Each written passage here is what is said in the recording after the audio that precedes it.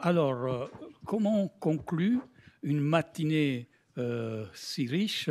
Et je donne la parole à Laurent Peroussa pour cet exercice de style. Merci. Moi, je vais garder ça. Ouais. C'est vrai que le séminaire a été assez riche, je pense, d'échanges et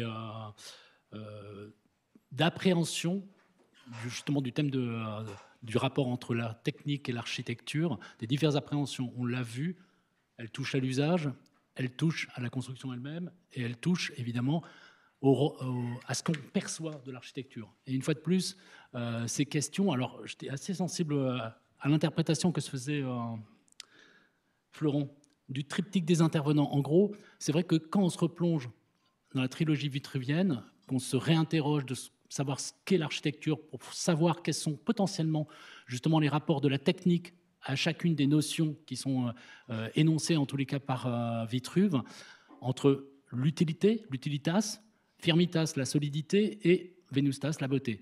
Quand on s'interroge, on s'aperçoit que la notion de technique, elle traverse ces trois notions.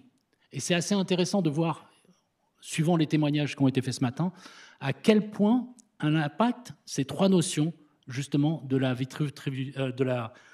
triade vitruvienne. Voilà. J'ai l'habitude de préciser, en effet, que cette trilogie représente le plus petit dénominateur commun de ce qui peut être qualifié de l'architecture. C'est vrai qu'à la limite, on dit un pont, c'est une architecture. Il y a un usage, la tour Eiffel aussi, c'est une architecture. Mais on sait que c'est, en effet, la définition de la plus petite, en tous les cas, le plus petit dénominateur commun. Il faut au moins qu'il y ait au moins l'une de ces trois notions d'utilité, solidité, enfin pas de solidité, mais firmitas et venustas. Et parmi, alors Vitruve parlait aussi, définissait l'architecture comme étant un art interdisciplinaire. Et c'est encore plus vrai aujourd'hui quand on voit, ne serait-ce que sur la dimension technique, l'ensemble et le nombre d'ingénieries qui sont impliquées sur cette dimension technique. On n'a pas parlé, on a parlé de la technique en général, on a parlé précisément des traitements de flux, on a évoqué différentes techniques, mais systématiquement, avec toutes ces techniques, il y a une ingénierie spécialisée. On n'a pas évoqué toutes les ingénieries, en effet, qui étaient mobilisées autour de la conception d'un projet, parce qu'on passerait des journées et des semaines entières. Ce séminaire s'intéresse précisément donc à la place de la technique dans l'architecture hospitalière, et je vous propose qu'on regarde justement la manière dont la notion de technique traverse les trois notions de la triade vitruvienne. La première, donc la notion d'utilitas, renvoie aux usages et aux besoins énoncés par les utilisateurs afin que ceux-ci soient pris en charge dans la conception et la réalisation de tout projet architectural urbain ou de simple design. On a évoqué, comme ce matin, des sujets qui sont spécifiquement bâtimentaires. On vient d'évoquer des sujets qui touchent à la ville, du rapport de l'hôpital à la ville, avec son impact, et on reste toujours sur les mêmes sujets. Ces besoins ou ces attentes, comme l'a précisé justement le professeur Similovski, relèvent des multiples expériences des différentes communautés qui cohabitent à l'hôpital, à commencer par la communauté médicale. Mais comme on l'a rappelé, la communauté médicale n'est pas la seule. Il y a énormément de communautés qui cohabitent sur un hôpital. Et en effet, déjà, il s'agit de bien maîtriser et bien comprendre quelles sont les attentes de l'ensemble de ces communautés. L'énoncé donc de ces utilités, ou en tous les cas attentes, concerne la qualité spatiale des espaces et leur capacité à aménager les corps et les esprits dans des lieux propices aux soins et au bien-être. Mais ces mêmes besoins sont aussi d'ordre technique, afin que l'hôpital, qui est devenu un environnement technologique complexe, puisse intégrer toutes les dispositions nécessaires au fonctionnement des outils de la médecine contemporaine. En effet, si les premiers besoins techniques renvoient à la qualité des espaces, avec toutes les notions de confort qui y sont attachées, les seconds besoins renvoient à la capacité de ces mêmes espaces à y accueillir les multiples technologies nécessaires pour les différentes pratiques de la médecine d'aujourd'hui. Dans ce cas, il s'agit évidemment des organes techniques, on les a évoqués ce matin, les flux, toutes les alimentations nécessaires pour le fonctionnement de toute la technique qui est embarquée sur l'hôpital. Et cela va évidemment de la simple gaine tête de lit au matériel d'imagerie médicale en passant par ceux des blocs opératoires ou bien l'ensemble des technologies nécessaires au transport automatisé, lourd, mais évidemment tous les fluides qui sont nécessaires pour faire fonctionner l'hôpital. Beaucoup de ces équipements sont concernés par la notion de flux. C'est vrai que ça a été noté ce matin, et c'est vrai qu'il y a un contraste entre tout ce qui est fluide à l'intérieur de l'hôpital, en tous les cas qui peut relever de la technique, mais aussi des corps. En définitive, on s'aperçoit que au sein d'une modélisation comme celle qui est celle du séminaire, enfin de l'affiche du séminaire, on se demande encore comment les corps peuvent circuler dans cette densité technique. Mais et bien heureusement, ça se fait. Et on voit donc qu'il y a un grand nombre de corps fluides qui circulent à l'intérieur du corps principal inerte de l'hôpital, et celui-ci doit avant tout favoriser et prendre en charge l'ensemble de ces flux. Cet ensemble forme un corps complexe que l'affiche du séminaire exemplifie parfaitement. Et au sein de ce corps complexe, le numérique constitue aujourd'hui une nouvelle donnée technique au service des usages et des pratiques médicales, mais surtout pour la gestion des organes techniques de l'hôpital, qu'ils soient bâtimentaires ou relèvent des équipements médicaux. Cette utilité numérique, technique et numérique, a aussi un impact vital dans la gestion de la communication entre l'hôpital et ses patients. Et c'est vrai qu'on n'a pas trop parlé aujourd'hui et ce matin. Le numérique impacte évidemment la relation du patient avec son hôpital, ou en tous les cas la communauté médicale, les rapports de la communauté médicale avec le public de manière générale. Voilà pour cette première notion, en tous les cas, d'utilité, du rapport entre la technique et l'utilité. La deuxième notion, qui était évidemment développée dans la triade vitruvienne, celle de la firmitas, représentait à l'époque de Vitruve tout ce qui relevait de l'art de la construction. Aujourd'hui, cette notion de firmitas pourrait être aussi bien remplacée par la notion de robustesse, mais elle concerne surtout l'ensemble des sciences et des disciplines techniques intégrées à toute construction architecturale. Ces techniques relèvent de l'art de la construction et de la manière de construire les espaces, mais elles relèvent aussi des différentes technologies nécessaires au confort et à la sécurité des différents usagers. Il y a un article récemment, justement, qui était extrait du reste de Jérôme, dans le dernier numéro d'Archidessa, une dernière publication qui concernait, c'était l'ouvrage « Transformer l'architecture hospitalière du XXe siècle ». Il y avait un constat fait simplement sur la part de la technique aujourd'hui dans les bâtiments hospitaliers. Et on s'aperçoit que si on intègre dans cette part de la technique la structure et les corps d'état technique, on est à 67% ou 63% du coût du bâtiment. Donc c'est énorme. Ensuite, on a évidemment l'enveloppe, 17% je crois, et 16% pour les corps d'état secondaires, et on a 4% pour les VRD. Mais en gros, on s'aperçoit qu'il y a une part énorme de la technique qui a pris tout simplement possession de la construction hospitalière aujourd'hui. Alors, c'était une analyse qui est spécifique aux bâtiments hospitaliers, mais malgré tout, quand on observe un autre bâtiment, enfin des bâtiments tertiaires, on est dans des rapports qui sont à peu près équivalents. Architecture et technique sont donc totalement liées, et la part de la technique dans les constructions contemporaines va croissante depuis plus de 2 siècles. Et c'est vrai qu'on est passé en 2 siècles pratiquement de la voiture à vapeur à la voiture autonome, numérique et totalement autonome. Et c'est vrai que ce bond, on va dire, de l'intégration de la technique au bâtiment, il faut l'absorber. Et c'est ce qu'on fait aujourd'hui, et c'est la réflexion auquel concourent, et en tous les cas, c'est l'activité auquel concourent tous les gens qui sont ici présents. Si on revient à l'architecture, la maîtrise des différentes disciplines de l'ingénierie technique, avec leur connaissance scientifique de la matière et leur maîtrise du calcul, et l'art simulatoire représentent bien des moyens au service de l'architecture. On l'a vu ce matin avec Emmanuel Vanoli. En effet, on est en capacité, grâce au numérique, à anticiper ce que va être demain un espace et comment cet espace va réagir par rapport au comportement humain dans ce même espace. Donc, les travaux présentés par Emmanuel Vanoli illustrent parfaitement cette maîtrise des outils et un formalisme mathématique, c'est vrai, qui s'applique à la définition des flux techniques et des diverses technologies, afin d'aboutir à une performance technique grâce au calcul et aux diverses simulations, principalement numériques. Avant, elles pouvaient être physiques, et elles restent physiques parfois dans des souffleries, mais là, en l'espèce, en tous les cas, elles sont exclusivement numériques. C'est l'ingénierie, en effet, qui contrôle l'adéquation des projets d'architecture et leur construction avec les différentes réglementations et normes techniques garantes de la sécurité des ouvrages et évidemment des personnes. On en a parlé ce matin, et on est évidemment dans cette thématique. Dans bien des cas, il s'agit de démontrer par le calcul ou le raisonnement analytique que les limites admissibles de la matière ou les limites réglementaires ne sont pas dépassées.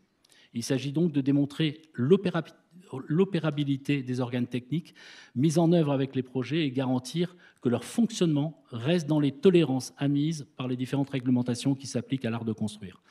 Pour cela, l'ingénieur développe une vision analytique des sujets à la fois sur la banalisation, sur la répétition. On l'a vu, la notion de répétition et d'expérience est un élément essentiel pour comprendre les phénomènes à l'intérieur d'un bâtiment ou comprendre tous les enjeux techniques et physiques à l'intérieur d'un bâtiment.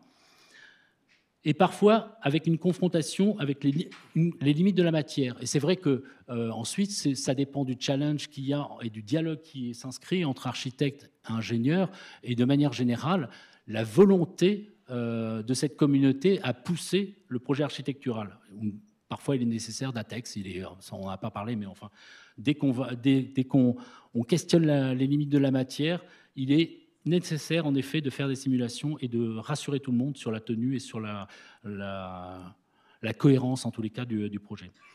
Il faut aujourd'hui inclure à cette dimension vitruvienne de la Firmitas, largement dominée par les différentes disciplines de l'ingénierie, évidemment, celle qui concerne le développement durable, et ça, Antoine en a parlé, dont les démonstrations sont prises aussi en charge par une forme d'ingénierie environnementale. Même si les architectes impulsent des intentions fortes, ou en tous les cas partagent une culture sur ce sujet, c'est souvent aussi une ingénierie qui garantit en tous les cas le travail sur l'ingénierie pour l'ingénierie environnementale. Architecture et technique sont totalement liées, et l'architecte et l'ingénieur forment un couple inséparable et totalement autodépendant. Lorsque le premier s'attache à une vision holistique de l'architecture, en s'intéressant à son objet dans sa globalité, grâce à une maîtrise du dessin et de la communication, ça c'est un élément important, l'ingénieur développe quant à lui une vision analytique essentielle grâce à la maîtrise du calcul et sa maîtrise scientifique de la matière. Donc, de ce dialogue entre cette vision holistique développée par l'architecte ou en tous les cas qu'il inscrit dans son récit, la richesse de l'échange qu'il peut avoir avec un ingénieur naissent en tous les cas la qualité des projets. On en a parlé et ça sera une forme de conclusion aussi. Enfin, donc, la dernière notion, si on s'attache à la dernière notion développée dans la triade vitruvienne, celle de la Venustas ou de la beauté, dans sa traduction littérale du latin, quel peut être l'impact de la technique sur celle-ci? De quelle manière la technique peut-elle s'intégrer au récit de l'architecture? On en a parlé ce matin aussi. Doit-elle être absorbée par cette dernière ou ne former qu'un seul corps dans une vision holistique? Ou doit-elle coexister de manière harmonieuse ou en repire avec l'architecture? On a évoqué ce matin aussi le Centre Pompidou, où en effet l'expression même de la technique participe de l'identité du projet. Et c'est une métaphore de la culture dans les années 70, mais c'est en effet aujourd'hui, si on s'attache aux notions d'évolutivité d'un projet lui-même, c'est un projet remarquable de ce point de vue-là, parce qu'il autorise aujourd'hui toute cette évolutivité du projet. On est en capacité à le rénover sans évidemment altérer ses qualités premières. Mais on a parlé aussi de l'hôpital d'Aix-la-Chapelle. Il y avait Florent qui montrait une photo de l'hôpital d'Aix-la-Chapelle, qui n'est plus ni moins qu'une reproduction pratiquement à l'identique, 10 ans après, du concept de Beaubourg, mais appliqué à l'hôpital, qui est un sujet aussi intéressant, mais avec, je pense, des limites. Contrairement au projet de Beaubourg, je pense que Jérôme Brunet l'a rappelé ce matin, je pense que la technique, contrairement à un projet culturel, la technique et la fonctionnalité sur un projet hospitalier sont extrêmement liés, extrêmement proches l'un de l'autre, et c'est toute la difficulté qu'il y a à intégrer l'ensemble de la technique et des fonctionnalités et d'offrir une cohérence globale à cet ensemble. Donc nous avons vu que l'architecte, contrairement à l'ingénieur de par sa formation, développe une vision holistique et globale, et il s'appuie pour cela sur toutes les disciplines de l'ingénierie, afin de les intégrer au récit qu'il souhaite mettre en œuvre avec son projet. Ce récit, c'est, une fois de plus, si on repense à l'hôpital Nord, la volonté d'offrir à l'hôpital, d'offrir à la communauté donc de l'hôpital, quelle qu'elle soit, un jardin suspendu, et de limiter l'impact d'un bâtiment en créant un paysage artificiel, même artificiel, à l'attention du public qui va habiter cet hôpital, ça fait partie en effet des intentions fortes que doit émettre l'architecte au moment de la conception de son projet. La vision, alors, Gropius, c'est intéressant, Walter Gropius précisait que l'architecture commence où finit l'ingénierie. Qu'est-ce que ça signifie? Est-ce que, en gros, il faut se débarrasser des questions de l'ingénierie pour commencer à faire l'architecture? À quel moment ingénierie et architecture dialoguent? Et à quel moment il est nécessaire de faire dialoguer les deux et à quel moment l'architecture se construit avec l'ingénierie. Aujourd'hui, c'est vrai qu'on a envie de dire, compte tenu des enjeux environnementaux, que l'ingénierie ne devrait intervenir qu'à partir du moment où l'architecture n'a pas trouvé de solution valide et suffisante pour garantir le confort et le bien-être des utilisateurs. Mais dans bien des cas, on voit bien qu'on est devenu totalement dépendant de la technique et on ne peut difficilement s'en passer, a fortiori sur un hôpital. On l'a évoqué pour des questions sanitaires. Mais malgré tout, il faut qu'on arrive à penser que plus aujourd'hui on développera de solutions passives justement pour limiter la présence de la... Alors, on a parlé justement sur le traitement d'air, la ventilation des chambres. Il faut arriver à penser les choses de façon passive pour limiter non seulement évidemment les effets de la technique, ou en tous les cas l'usage de la matière de manière générale. Et je pense que idéalement, l'ingénierie devrait commencer quand, en effet, l'architecture ne trouve plus de solutions passives pour répondre aux questions de bien-être et de sécurité. Mais le sujet, il n'est pas de savoir à quel moment se placent les choses et à quel moment s'inscrit ce discours. En gros, comme l'a montré Antoine, comme l'ont montré tout le monde, une bonne architecture naîtra toujours du dialogue et de l'échange fructueux entre les utilisateurs, l'architecte et l'ingénieur. Ce n'est que de ce dialogue et de la capacité d'écoute et à se challenger les uns les autres qu'on arrivera à faire de bons projets. Merci.